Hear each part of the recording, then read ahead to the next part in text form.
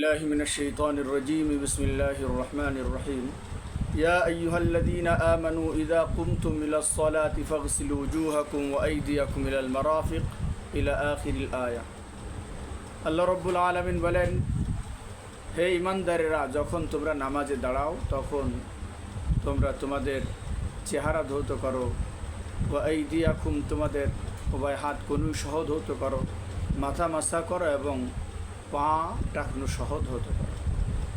উজুর মধ্যে এই চারটা জিনিস ফরজ। এই ফরজ আমল অবশ্যই পুরা করতে হবে এবং সুন্দরভাবে করতে হবে। যদি এই ফরজ অঙ্গগুলো ধোয়ার সময় সামান্যতমও বাকি থেকে যায়, মাথা মাসের ক্ষেত্রে 1/4 মাথা মাসা করা ফরজ, অর্থাৎ এই অংশটা মাসা করা ফরজ।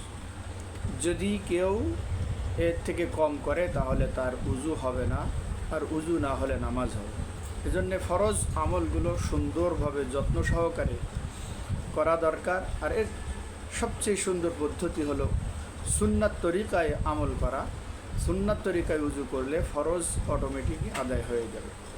এজন্য সুন্দর করে উজু করা দরকার, সুন্নাত তরিকায় উজু করা দরকার। আল্লাহ আমাদের আমল করার তৌফিক দান করেন, আমিন।